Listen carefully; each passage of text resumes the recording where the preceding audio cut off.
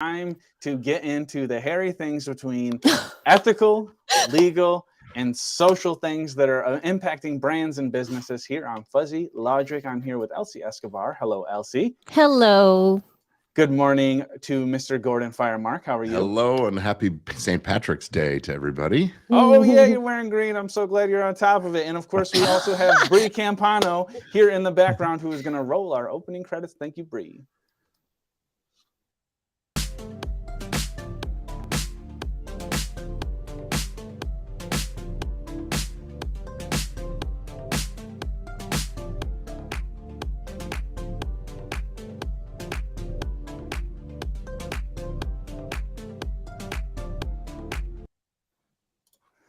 Hello, hello, hello. Thank you, Bree, for that awesome roll. We need our graphics. We got to have all the things in line.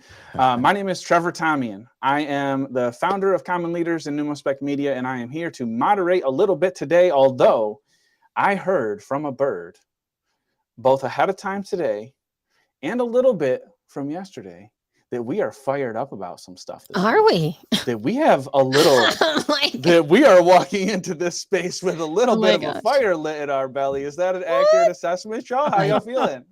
I don't know. I mean, okay. It's fun. We talk about fire things here. We don't get into things for the sake of just casually observing them because we have plenty of non-competitors in the media space, whether it be podcasting or in journalism or on TV, that get into lots of cool, shallow stuff to keep us distracted on one hand while the other hand is doing all the other things. We are here to get into a little bit of deep stuff today. And one of the cool things, and one of my favorite episodes that we have done so far in concept, at least, we'll see how it goes, is today's episode. We are going to be looking back a little bit to review some of the things we've already talked about in artificial intelligence and privacy, disclosures, and a little bit of influencer talk today, but that'll always be kind of baked into what we do here. Then we're going to look a little bit forward into what's coming next here at Fuzzy Lawgic. So for all of those reasons, I'm super duper stoked. I know that the both of you have been looking backwards, especially at privacy. We have AI to cover. We have copyright. We have a couple of different things to get into today, but I want to jump right in with privacy because there are some things impacting podcasters. Is that right, Elsie, that you have been deep in the weeds on the podcaster privacy issue, specifically with the podcaster who got doxxed? Is it called doxxed? Did I get that term right? Yeah. But it wasn't actually, I don't think this podcaster got doxxed, if you will. It's just about, I think that we might be talking about. That was the title of the article, is I got doxxed by a TikToker in 30 minutes, I think. Is that right? Yeah. Yes, you are correct. This is true. But that specific article, it was kind of tongue in cheek because she did it on purpose. She asked this TikToker to find out her birthday. And they did a little bit of a sort of reverse engineering off of the information that we often share online, even though the person who was writing this article had all things private. They had a private account on Instagram. I think there were many private accounts that she had. And she essentially just asked her because she heard about this TikToker that was doing these things. And the TikToker in 30 minutes was able to browse through all of her online footprints. And because of the connections that she had to the person that because of the connections that the author had who were open and were not private, she was able to discern and deduce facts about her life based on historical posts from the other people connected to the person. So as in, like, if you're private, nobody can see your stuff. But let's say your mom posted, "Happy birthday to Trevor. Yay. We celebrated his whatever birthday," even, or, "Hey, Trevor, congratulations on your graduation from XYZ." And so people can deduce facts about you, about where you live, what your birthday is, and all kind of stuff based on what other people share about you. It's Gordon. I wondered, is there any restriction on that from a business standpoint, or is there any restrictions on businesses that would help protect people's information? Like, whose burden is it in that case? Because I can see how that gets kind of confusing in the midst there. But whose responsibility is it to not share that in that scenario? Is it mom's problem for having posted and not being private? Is it the business for allowing that to happen, or is it the perpetrator for having looked?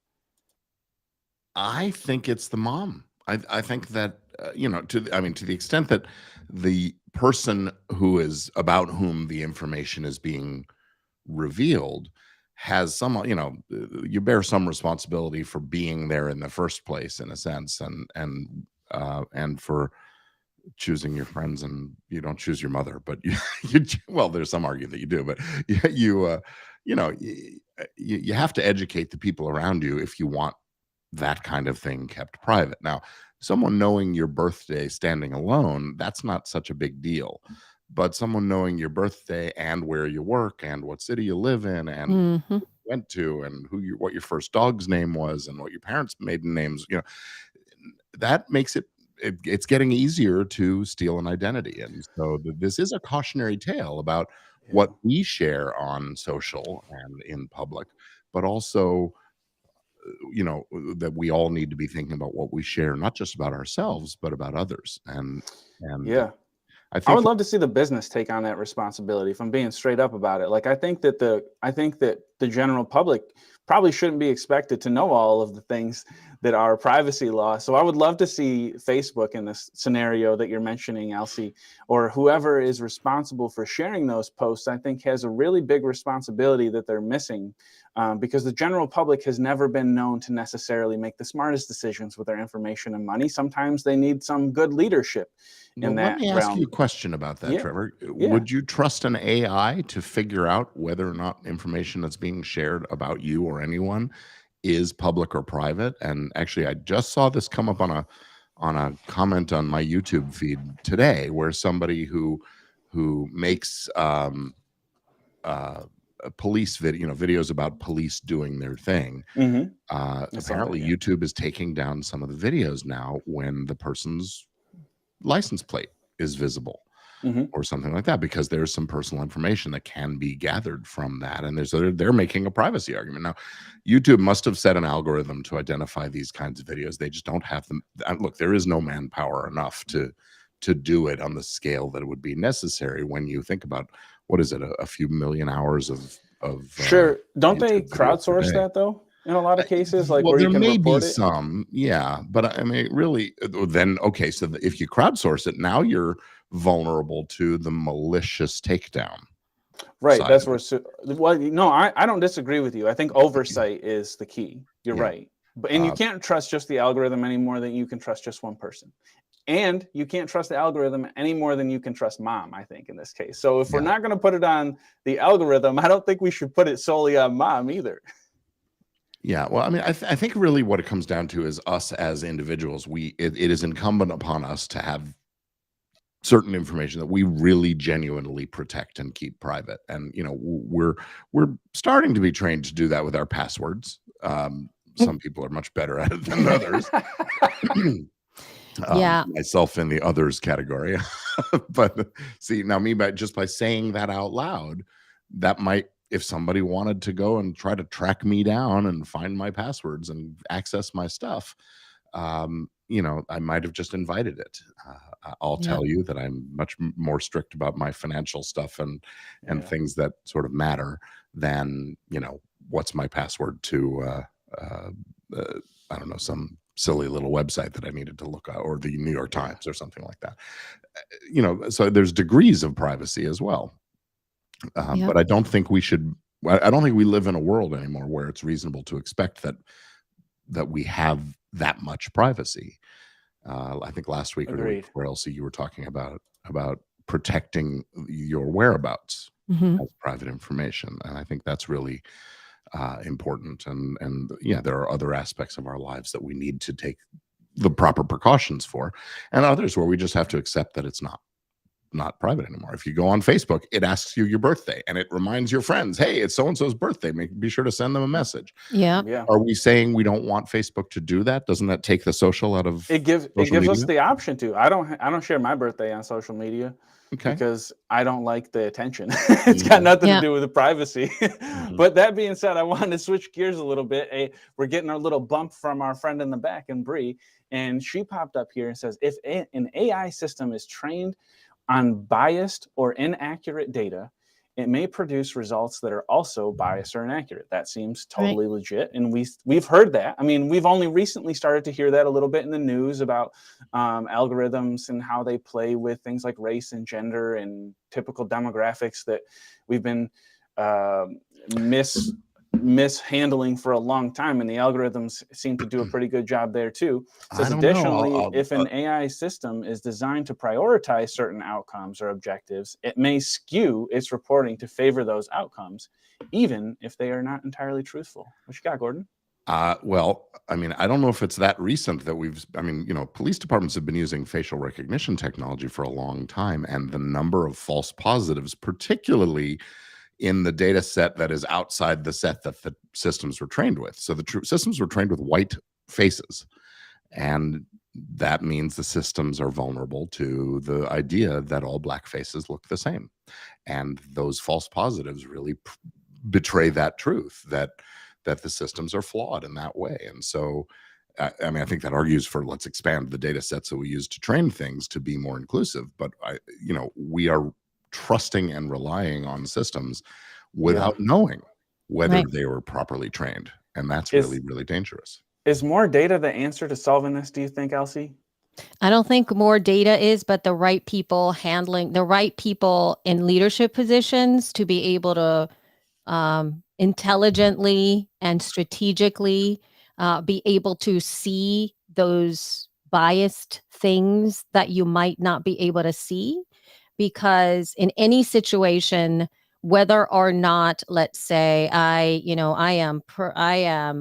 want to be as diverse as possible. I want to have all people everywhere and all the time, and my heart is super open or something like that, and I'm asked, let's pretend I'm designing cover art for a new podcast, right? And I want to be as awesome and open and inclusive, and I happen to be a man, and I'm working with a woman, and she's like, I want, my show is empowering women, and can you design me something? And the man's like, I want to design something for you, like totally supportive.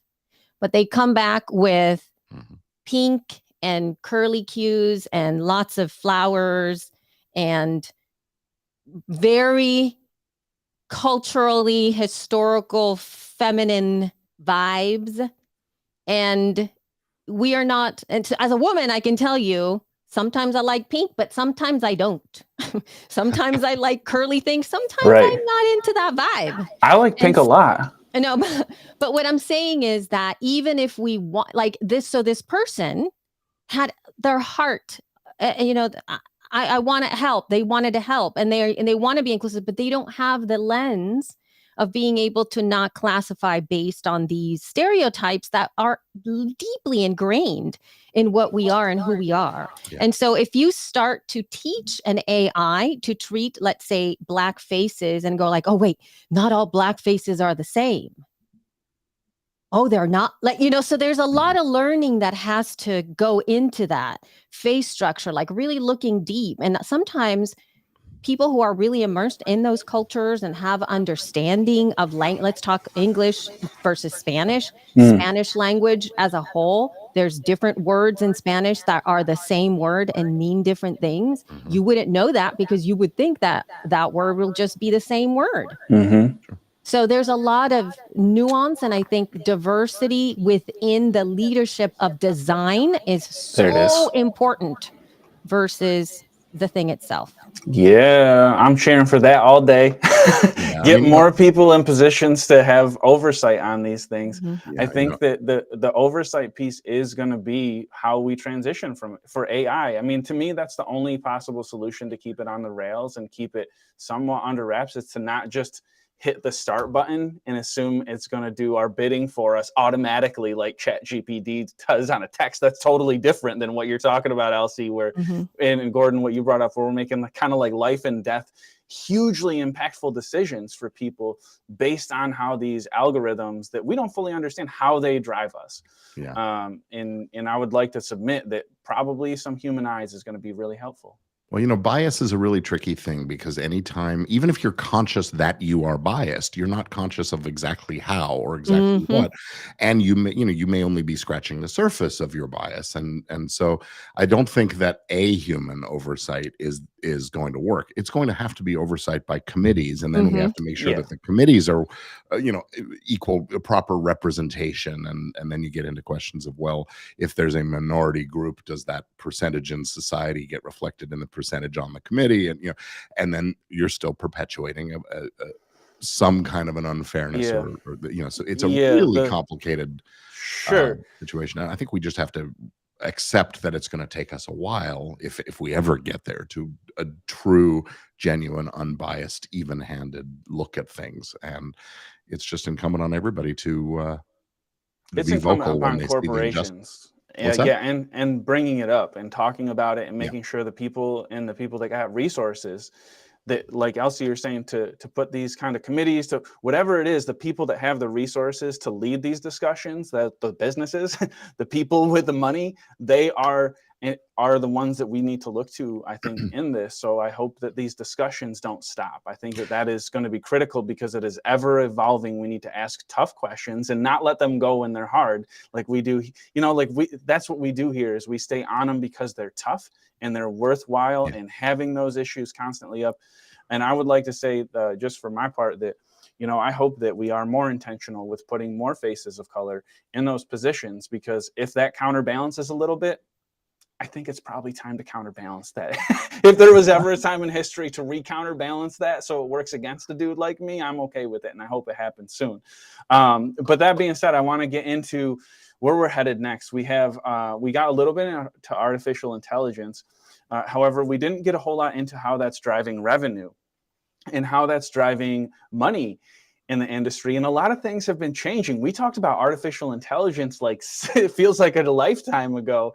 And I wondered, specifically with AI and how it's impacting what you're seeing in the media industry, do you have any updates for us on what you're hearing about ChatGPT? Because when we talked about it, we were fresh. We were like the first ones there, which I thought was super cool. We were some of the first people publicly that were talking about AI because it was in our plans.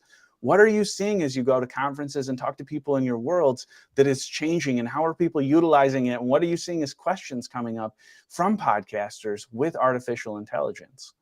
Elsie, what are you hearing from because you have the corporate side with Libsyn, you have the not-for-profit and the more community-based part with She Podcast, and then of course you have your own takes on it. And what are you seeing with artificial intelligence and how it's evolving really quickly since we talked about it last? I think what I've seen in terms of folks creating, adding AI to the tools that we're already using, that's something that I've seen that is changing pretty quickly. Being able to add AI solutions to the development of SaaS platforms and whatnot, or even adding AI to things like Notion, things like that. There's a lot of platforms that have already been using AI, like Descript, which is a tool that a lot of podcasters use to do their editing. But that is what you've been using. So that's something for folks to kind of pay attention to. In terms of what I would talk about in terms of the everyday podcaster versus the corporate, the everyday podcaster is kind of opening up themselves to being able to find easier workflows and being able to do more things faster and have sort of like the support of that team that a lot of podcasters just simply don't have at the moment. So those things are moving very, very fast. The developer community is also moving very, very fast and creating tools. Like I have a tool that I use on my Mac that is essentially it was a free tool, and I still paid for it to this developer dude because he's creating it, and it's like it's a local copy, not a local copy. It's a little app on my computer that works off of Chat GPT, and so I don't have to go on the website to do it. It just pops up, and then I can just talk to it right there. And it's a tiny little app. and it's free actually. It's called Mac GPT. Shout out to this developer who is in Europe, I believe, and it's so it's really great to be able to see that kind of stuff right now.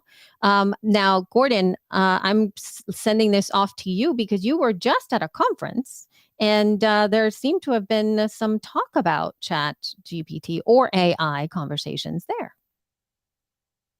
Oh, you're muted. Gordon, you look great, but we can't hear you.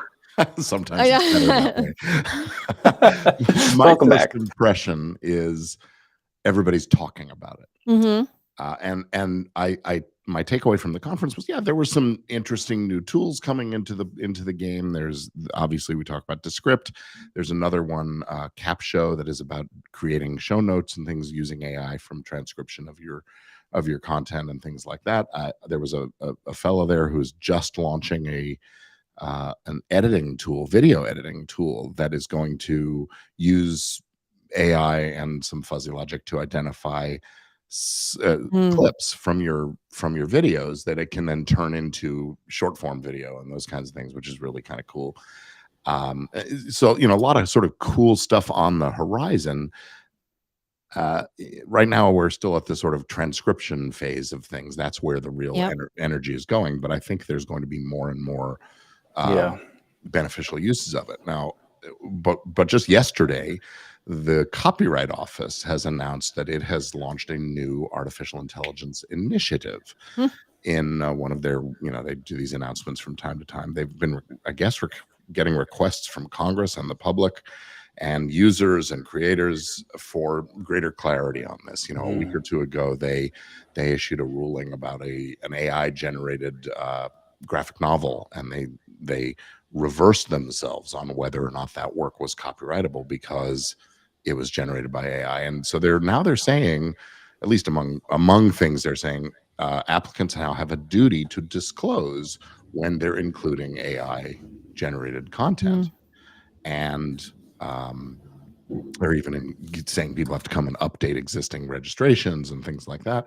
And then over the course of the next few months, they're going to be holding some hearings and forums, and they're calling them listening sessions on different areas: literary, visual, audiovisual, music, sound recordings, those kinds of things. So go check that out at the copyright.gov website if you're interested in hearing more about what they're doing and maybe even expressing your voice, because the way legislation in America works and regulation, they have to open it up for public comment before they implement new rules, which is actually one of the reasons that the law moves slowly, which I submit is actually a good thing. But yeah, copyright.gov is where you can go find out more about that. And I think we'll see the same thing with the Trademark Office and the Patent Office following suit. And as government starts to get into it, I think they have to be restrained about it because innovation is happening so fast. The laws are going to keep up. That's a lot to keep up on. I mean, it really is. Like, that's the cool part. It's like it's a self-fulfilling, self-feeding system that, like with what you were saying, Elsie, where it just kind of feeds itself. When you got one AI talking to the other AI, and you got Zapier in the middle that can connect it all. It's a great time for solo folks in that way. But also really happy to hear that the folks that are leading us are also taking note of those things and being on top of it, all of 3 months into this conversation being super duper popular. Of course, like you both said, and like I think we talked about at the time, AI has been around for a long time. Descript is one of the better ones at using it in podcasts, but it's been everywhere. Anytime you don't have to do something yourself and you just click a button, kind of AI-ish. That being said, oh yeah, I knew she was going to hit me with that. Deepfakes. Also, did Gordon get hair? Is that what I'm seeing there? Is that what you wanted to show us? Just to be real clear, I did not give gosh, permission for that image to be made. Wow. Oh, that's great. Goodness gracious. Yeah. Oh, wow. Now, one thing that I have to say is that I think that there are some aspects, like anything else, like we see, especially with the AI stuff, that there are so many different layers to it. Many of us don't even know exactly what to do with it or how to even use it. Like I just saw an article, something about that you can now use Chat GPT on your Apple Watch, and I was like, why? And Respond to I all my couldn't even texts for me. understand like why I would do that. Like I couldn't grab a like why? I barely talk to it as a whole. Like I like to press the button, not press, but tap the screen. But something that I started to use just a couple of weeks ago, and then is Otter. So Otter AI, Yeah. Ooh, which I've and this heard is of it. for I'm and this is excited for for a this. lot, but this is a lot of other places can do this as well. These other AI functionalities. I used Otter AI for a long time prior to now. I broke up with it because they changed their pricing structure and they weren't giving me the thing that I wanted. Right. So they took that part away and they made that much more expensive. And I'm like, I'm using this because of that one thing. And you just took it away and I'm not going to be paying that. It's just not going to happen. So I kind of moved away from it. But then I came back to it and I was looking at the stuff that it was offering. And now they send that little an AI assistant to meetings. And I thought, are you kidding me? And so I had the assistant come to one because I wanted to check it out. I had it show up to one of my meetings and it was there. Like I was there, but then there was a little Elsie AI or something at the bottom it said, and it took all the notes. And I went back in there and it broke down time stamps, high level outline of the meeting, and tags of the meeting, like times we talked about keywords at the top. And I was like, oh my God, this is everything. Because sometimes I take notes in every meeting. I'm constantly typing, and just because my brain, I have ADHD, it's very easy for me to lose track of where I am all the time. And I need to be engaged in order for me to process the stuff, right? And sometimes I'll say something brilliant and then I immediately forgot what I just said. Don't ask me to repeat it because it's only a one-time deal. And so I have to have recordings, but this thing was great because I'm able to then go, oh, that's what I was talking about. And it's not for other people. It's for me. It's like, I said that. It was very clear. Now I know what I'm doing. And so it's like me talking to myself to remind myself what I said I was going to do. And so it's great. That's awesome. love it. I'll have to check it out because I know some people in our groups have used that, and it throws me off a little, but I just roll with it. I also have ADHD. I was diagnosed like a year ago, and I am still trying to figure out what that means for me exactly as an adult. So it sounds like something probably I should look into. So thanks for dropping that little nugget in there, Elsie. That's awesome. And I know they've been around a while. I wanted to see if I could make a quick tie and wrap up what we've kind of been going through so far today, but also what we've led up to so far in the past several weeks. And the one thing we haven't hit on is deep fakes. And something occurred to me that they're all connected in some way, because with the AI we've talked about, there are concerns about where it came from, who wrote it, who's responsible for it, who owns it. There's all this stuff. And then we've talked about privacy and all of the fuzzy stuff that comes along with even discussing privacy. I would like to submit to you, and I'm curious from a legal standpoint how this gets weird with us, but if there is more disclosures, which is somewhat disclosures to me, but against privacy a little bit. So I think that's where they connect. But is disclosures and therefore being more revealing and maybe a little less private with some things, is that an answer to deep fakes? Because AI is going to accelerate the amount of deep fakes we encounter all of the time. I am encountering more deep fake bullshit on LinkedIn than ever before. Now, like, I know how to cross my T's and dot my I's, and I'm thankful for that training. But do you feel, Gordon, like those things connect? Like I'm seeing them, or is that like a misread on how deep fakes are going to get worse potentially with AI? No, I think the deepfake technology will, implement more artificial intelligence to do a faster, better job of what it's there to do. And I think that we're not far from the point where these things will be indistinguishable from true reality. And then we get into questions about what is truth, what is reality, what is fact. And, we've been going down this path for a while, ever since Kellyanne Conway coined the phrase alternative facts. I think maybe even before that, politicians and their use of facts. But, no, I think you're right. And privacy privacy concerns, consent concerns. I mean, Bree made let's say AI was not involved in creating that image of me with hair, Mhm. because it Just Canva. would have been better. But yeah, I mean, there's all kinds of components to this, and disclosure, as you said, I think it encroaches on the privacy of the party being required to make a disclosure, but I think it also serves us to be again transparent about these kinds of things, and we have to balance the interests of the public and the consumer against the interests of the person who's making the message for whatever reason, whether it's a commercial reason or a purely artistic reason or whatever. And I mean, that's what the law is always here doing, is we're balancing various interests. And I guess, again, I'm going to say the call is to us to use our voices to be heard about what's important to us and where we feel the boundaries need to be. And then, rule by committee, everybody put in your 2 cents. And then hopefully the folks in power and in leadership will take that into account and do what seems like the right thing. And it's going to be an evolution. It's going to be a slow road. It really will be. And that Bree just teed up kind of where my mind was anyway, in a different way. But influencers, we talked a little bit about influencers, and I think it plays into the AI, it plays into the deep fake, it plays into this whole discussion in a very, really touchy way, in my opinion.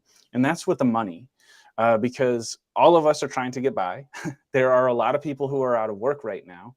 Facebook just laid off another 10K. They're not filling a 5K. They've already laid off a bunch of people. Google, we've seen the reports. A lot of people have been laid off in the past couple of months, which is really, really tough to fathom how that industry is handling that. Like, that's a huge vacuum. 30, 40, 50,000 people who have left an industry who are educated. I think that there are going to be a lot of them that turn to our industries as influencers and podcasters and side hustlers.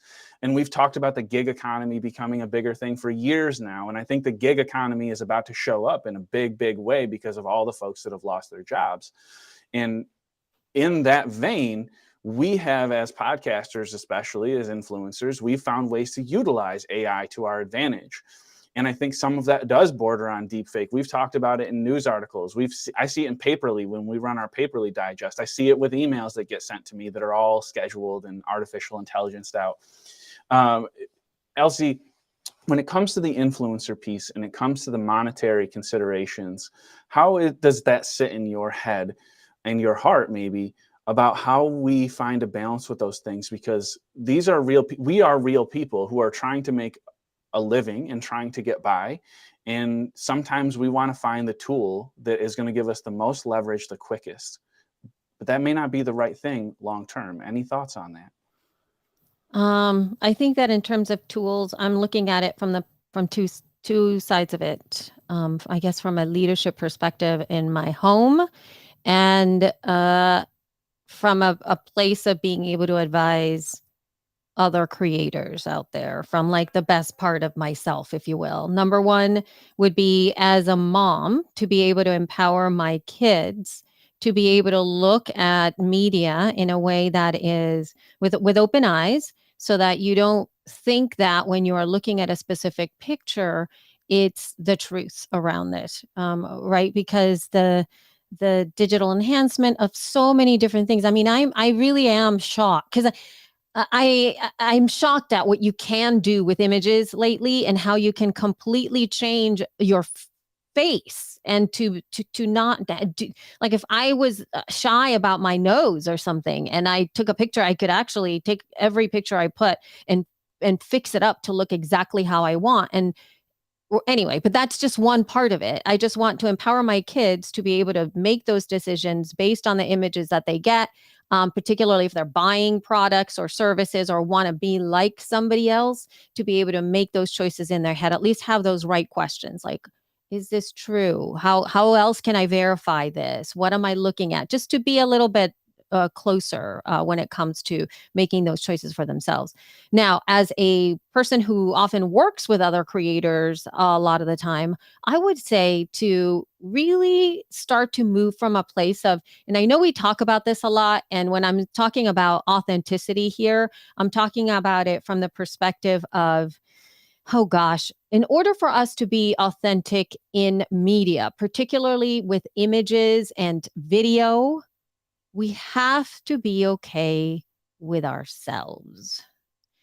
And as I tend to work primarily with women, and I know this is huge because of society, right? So we look at ourselves and immediately, at least for in the way that I was raised, we're always we need to look good. It's all about the way we look. It's all about our body types and comparing ourselves with other women. It is very hard to break through. And now, even now, thinking about as a 50-year-old woman, lines in your face and the way that reality TV completely changes your perception of what it looks like to be a 50-year-old woman, because you don't even know what you're supposed to look like anymore because we don't have that.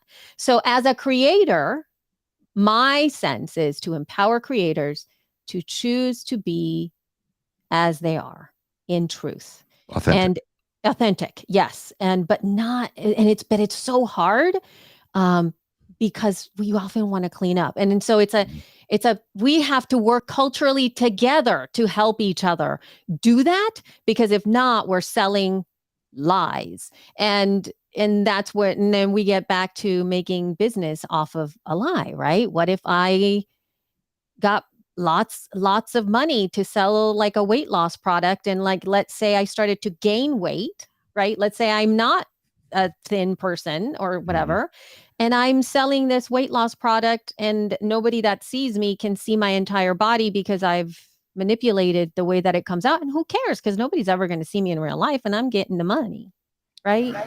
It's interesting. A lot of what you said reminded me of an article I just happened to see at breakfast time this morning. I was talking about it with my family. There's some studies that have been showing, TikTok is using these new filters and things like that are getting so good, and the real time changes. As you're doing a live video, it can make you look different.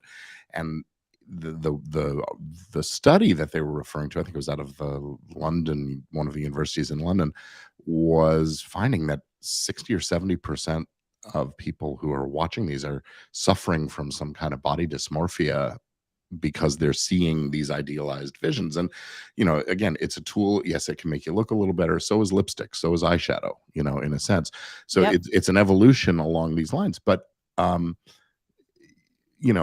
think maybe we need to look at asking the TikToks of the world, and let's regulate TikTok as a rallying cry right now. I'm just saying generally, if the AIs are getting involved and you're using these filters and stuff, maybe the system should put some kind of a bug or an imprint to indicate that it's there, just as a little hint. Hey, this is not entirely authentic, not entirely real. And I think that in the influencer arena and the transparency arena, these tools, these AIs, can come in and start watching what we're posting and asking us, hey, it looks like you're posting an endorsement. Do you need to put a disclosure? Click yes, and it would do it for you. So that's where the tools can be really beneficial, is helping us avoid the under-inclusive, where we fail to do a disclosure, just sort of increasing our consciousness of these things. And I think these tools can be trained to watch for the signals of endorsements and advertising and paid messaging and those kinds of things, and maybe help us do a better job of creating that transparency, like putting an indicator. I've been kidding around a little bit that what we really need is some kind of a badge, a certificate of 100% human authorship, things like that. But maybe the converse, we should say, hey, AI was involved in making this, and make that a standard disclosure. I think that would certainly help to have some sort of gauge, and I've heard ChatGPT has started to do that, so credit to them where it's due. I think those things are going to be necessary. Descript doesn't do that, so there's a lot of companies that are going to need to get on board with that concept, because as we have to draw lines. Where are these lines? Sure, yeah, it's definitely that. Before I don't say, Elsie, thank you for saying that. I have a niece. I'm an uncle. I don't have kids myself, but I have a niece. She's going to be 4 soon. And I worry constantly about the world that she's going to grow up into as a girl, as a young girl, somebody who maybe identifies as a girl. And it means a lot to me that you push for those things for your kids and that you have a voice in it. I'm going to try not to get weird about it because my mom just left and I miss my niece terribly. But it really does mean a lot to me that you hold the mantle up and you provide such a shining light to have that conversation. It's really, really important that culturally we have it, I think. And it's got to come from not me. There's also another thing I want to bring to light and for us to kind of get into that fuzzy space as well, because a lot of these tools, I mean, I'm seeing it from that perspective too, that you were talking about, Gordon, about the body dysmorphia and the imbalance that it might create on somebody's self-esteem. But it also can be an opportunity for, let's say somebody is having, like a teenager that's having some pretty serious breakouts or acne happening on their face, and they're going to school that day, and or they get their pictures back from school, and they feel very like it really hurts to see that on a picture, to be able to put that picture in and remove a little bit of that and kind of clarify the skin a little bit so that they feel more empowered to share that image and to be able to feel good about themselves without, and that's not a lie, right? We wouldn't want anybody to step forward and be the worst part of them. Like when you feel awful, like I'm not going to, you know what I mean? Like we don't do that to human beings. We just don't do that. You don't feel okay wearing that outfit or whatever. We like, let's get you something else. Right. So there are parts where it can be incredibly empowering, especially for me, where I'm like, you know what, I'm going to clean up that little thing here, or we can say like, oh, we can clean it up. Don't worry about it. We can just do this. So yeah. Like any tool, you know, it can be incredibly empowering or disempowering depending on how it's used and whether it's used responsibly. And, you know, so yeah, I mean, should that high school kid with all the pimples on their face feel like they have to include a little indicator? Oh, I used AI to fix this. That may, that's the privacy thing, Trevor, you were talking about earlier. It takes away something from the way they want to present themselves to the world. When it's a commercial message, I think it's an easier analysis to do because we want consumers to know what we're getting. But there's a lot of us that are commercial now. Yeah. But you know, it's like, it's one of those things too, where, you know, when folks, especially, I have reality on TV on my brain, guys, sorry. But anyway, most of those folks, you know, sometimes they tend to hide the fact that they get work done when everybody knows, but they never admit it. They just never admit it. That said, though, should we require it? Right? If you see a picture of them and go like, those are fake, that you see up top, that's fake that you see at the bottom, you know, is that a thing? Like, is that something that you have to disclose, or is that a privacy thing? Is that yours to know? And even if you're like not selling, let's say it's a very tight top or something, you're not necessarily selling, you're selling the top. You're not selling. But if a woman who's had a boob job is selling bras and bikinis, I think it does become relevant. You know, but hey, celebrity image has been enhanced. Right. Well, I know. And so when does that disclosure happen, or should it be? I mean, in terms of magazines or running the walk, like, you know, taking a walk in the runway, is this going to be like a disclosure of like so-and-so actor has had, or model? Because it just feels so...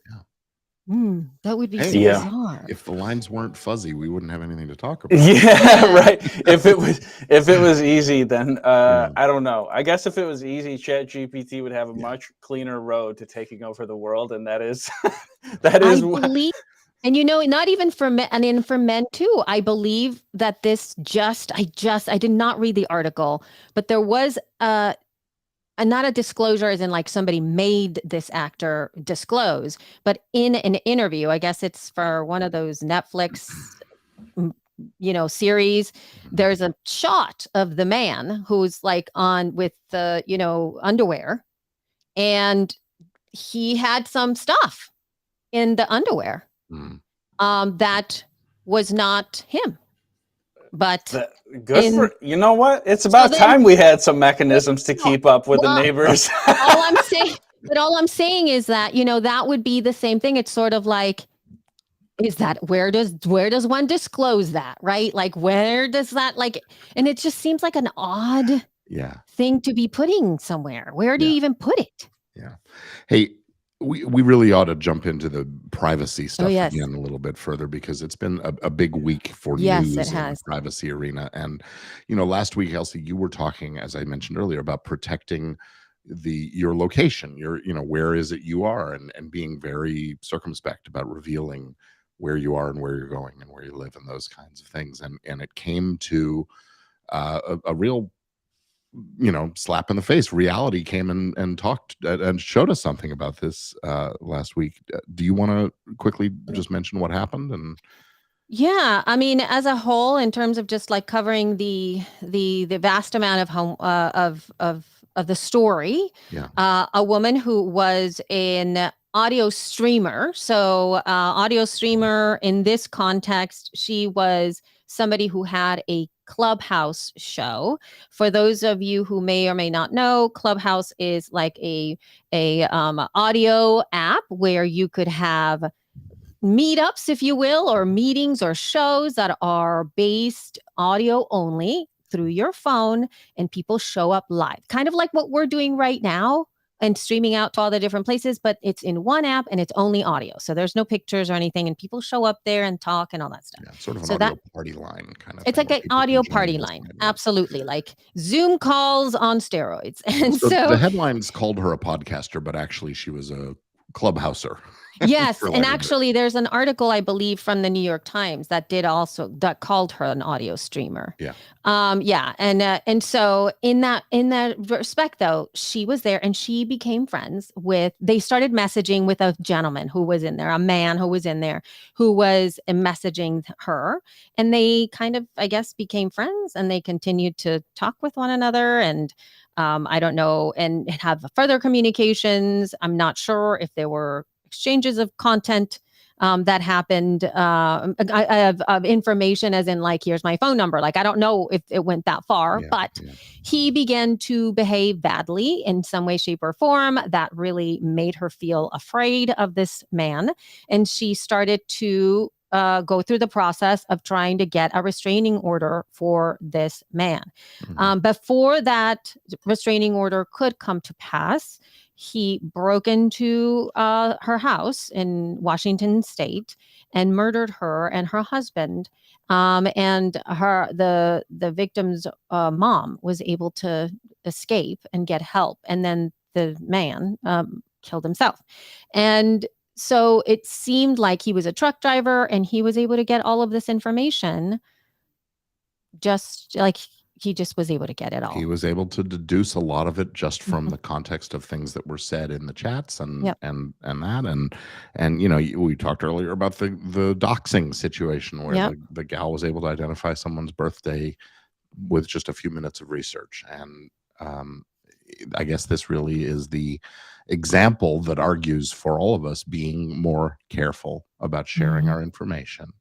And I think as I said last week, as a woman you have a very different set of concerns or different Yeah. perspective on the concerns than the men do.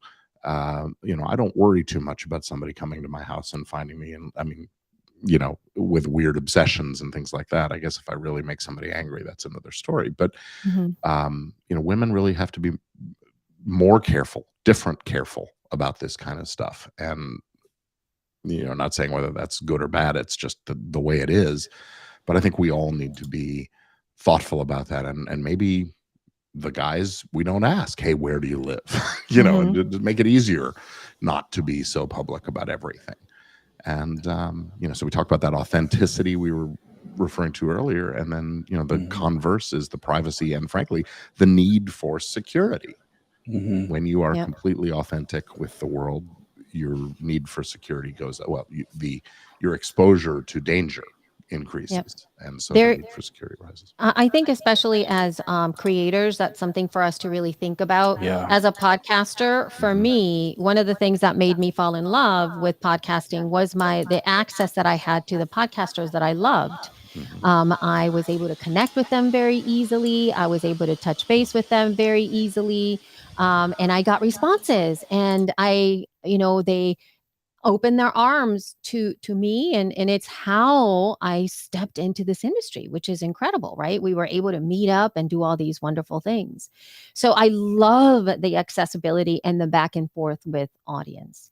But at the same time, I think that one layer that I feel is a miss is the fact that if I come here and I say, "Hey, send me your feedback," or you start to communicate with me, the expectation of that behavior back and forth, or of me responding to something, that means that we are now friends in some way, that we are now in a relationship that you might view as different than I view. And so I really take care of who I respond to and when. And because I don't want to ever set a precedent for that instant access to me, whatever that might be. And I don't want to, and it's so funny how we're often taught, at least I was taught, don't walk the same way all the time. Make sure that you break patterns in your behavior, because that's a great way for people to learn that where you're going and where you tend to go and all that stuff. So I'm aware of that. And now I'm aware of it in my digital behavior, so that I know I can be like, I'm going to be on Twitter, I'm going to be on Facebook. Like for myself, I tend to be there in the morning. But to me, that it's okay for me to let people kind of get an idea of like, oh, Elsie tends to be here in the morning. That's fine. That's not making me feel unsafe. But sometimes I tend to also schedule things to go out in the morning so that it looks as if I am active in the morning always. So I don't get people to infer what my lifestyle is based on those imprints. So it's just something that I've started to do, because I don't want to give you access to me. Yeah. Those are. I'm just over here, and I really, really appreciate the depth around that. Both of the last conversations, those were tough ones, and especially this one where it got real. Like you said, it got real really fast for these two human beings, or these three human beings, and everybody that loved them. I mean, there's a lot of stuff at stake when things like this happen, when things like murder happen over, like you said, some false impressions maybe of what it could mean. And I wanted to pass along a little advice from a business side. I see that's what she was prompting up to. Along, Elsie, like you said, be aware and be intentional with your steps wherever they are. That's really, really good advice. I would say also, from a brand standpoint, consider filing an LLC, considering getting a PO box. Those are very practical, accessible solutions, especially the PO box, to disassociating yourself from a specific location. It's one thing I constantly have a concern about, because when you register your business, whether it be a DBA or an LLC, or you register your business for a business account, on any account that you might have to put your address, all of those things are traceable to your whatever address you put. And a very simple and above board way to keep your address private is to get a PO box, or to create an LLC that disassociates you a little bit from that brand you're putting out there, because there are limited options to protect yourself, because we do have to register everything, it seems like, including and our address. I'll say, the PO box and the corporate entity kind of thing isn't foolproof. In fact, in the trademark law space, I'm actually seeing a lot of discussion about this. When you go to register a trademark, the trademark office insists on a domicile address, so they won't accept a PO box. They won't accept a non-residential address, and so they actually use the phrase the place where you sleep is what's supposed to be registered. And this is a real problem in this day and age, where a lot of businesses are run out of people's homes, and you don't have a separate business address, which is a little bit of a luxury. I'm very fortunate. I have separate phone number, separate address, separate emails for business stuff. We can't all afford to do that, and we can't all and it's a really big issue. Amy, yikes and holy moly in the chat. It's a really big issue in the trademark space right now, and unfortunately, we had a problem with a lot of bogus applications for companies and people that don't really exist. And so the reaction was, well, we want to know a real address. and we're still feeling our way. And I think we have to press our representatives to be thoughtful and mindful about this. I think this, Yeah. if we're going to find some good that comes out of stories like this audio streamer murder situation, it may be that it is an example we can hold up as to why privacy needs to be respected, and we need to have other ways of doing this. Absolutely. Yeah. Thank you so much for a really, really fantastic conversation today. We covered a lot of ground. We had a chance to both look backwards, which was fun, update a lot of things, because most of what we have talked about is very fast-paced, very fast-moving information, especially with the AI, because the AI really does impact a lot of what we're doing as creators and as business people right now. It's not a hot topic on accident. It's a hot topic because it's in our face all of the time right now. I mean, every day.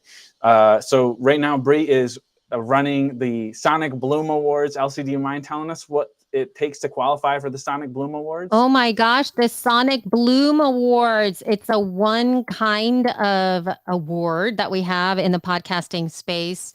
Really, it's to recognize podcasting projects that were created and hosted by underrepresented voices across the globe. And they are really inspirational in nature. So they are less like the, how would I say it? Like best comedy podcast, best, true crime podcast. We have, the categories are super delicious. There's like one that's called the Icon Award. There's another one that's called the Golden Mic, which is a podcaster of the year type of award. There's a Gender Justice Award. There's a Voice of the People Award. Those are just actually one of the categories, because we do have things that are around craft, like the craft as in like cover art masterpiece awards, right? Like somebody who has amazing cover art, or there's innovation awards. There are industry awards, right? The Helping Hand Award, where you can award somebody who really does a lot for the space. And you can still go and nominate your people that you want as part of this. And we can celebrate each other. Go check it out over at sonicbloomawards.com and get your people that you feel match into the running here, so that we can really make sure that we highlight those voices that, oftentimes with so many different things, we don't get the awards. This is going to get you an award. Heck yeah. I love that. That's so cool. Oh, and this is the show that you do weekly, and also the conference that is coming up. Is that correct? She Podcast Live is coming up in June. Yes, correct. We said mid-June in Washington, D.C., and it's going to be awesome.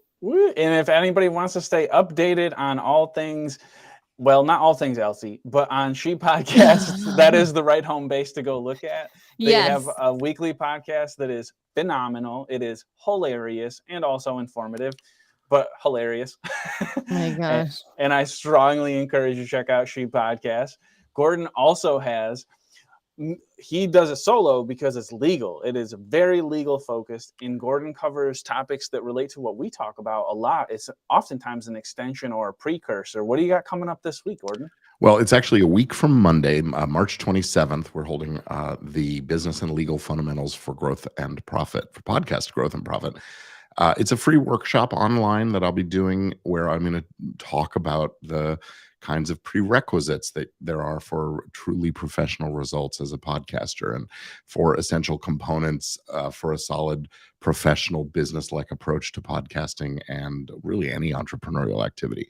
I'm going to share some of the biggest mistakes that podcasters make that hold them back from easy growth and success. And I'm going to give some secrets on how you can quickly and easily get your business and legal affairs for your podcast up and running without having to come and hire guys like me with thousands of dollars in out-of-pocket expense up front and those kinds of things. So really want to provide as much information for podcasters as possible, so that they can get themselves positioned for the kind of success they dream of. And, a lot of it is just about having all the ducks in a row and being ready when opportunity knocks, because I've seen too often opportunity comes along and okay, great, I love it, I want to do it, but you got to wait while I get these things fixed up and ready to go. And then interest wanes and things go away. So just want to help folks be ready, and that's coming up on March 27th, 9:00 Pacific in the morning. You can head over to podcastlaw.net to register for that program. So looking forward to that. I'm also doing Podfest Global is coming up that same week. Seems like everything's happening that week. And I'll be giving a talk for true crime podcasters and how to sort of stay out of the legal crosshairs when you're doing true crime. Ooh, that sounds great. Yeah. Sounds so good. It sounds like it might cross over into some of what we talked about when it's true crime anyway. So Yes, indeed. it will be interesting. That's a really fun topic for a different day, is true crime and podcasting and revealing secrets and privacy. Oh my gosh, it all overlaps into one really fun thing that podcasters somehow get to be the center of, because it is freelance journalism at its finest. Gosh, I love it. This is the wrap as we get close to the end here today. I want to tell everybody we'll be back next week, Friday. It is 8 a.m. Pacific, to talk more Fuzzy Lawgic with Gordon Firemark and Elsie Escobar. I want to get that little graphic out of the way, and it will be on all things Pneumospect. Pneumospect Media runs it through our YouTube. Gordon, do you have this show on your YouTube? And Elsie, do you have it on your YouTube, or is it just on ours right now? I don't really use my YouTube very often, so not on my YouTube. No worries. I am mirroring on my various social channels, so folks are seeing it everywhere. We're Cool. bombarding them with it. Well, access is nice. Not every platform works for everyone. That's why I do love Restream, is because I am not always keen on all those other Facebook. I can't wait to delete my Facebook. It's so close. I'm so close to being done with them. Today's episode is not brought to you by Facebook. Next week, we'll be back to talk more Fuzzy Lawgic with Elsie and Gordon. I am Trevor, Tommy, and on behalf of Pneumospect and Bree, thank you so much, everybody, for tuning in, and we'll see you next week for Fuzzy Lawgic. Yay.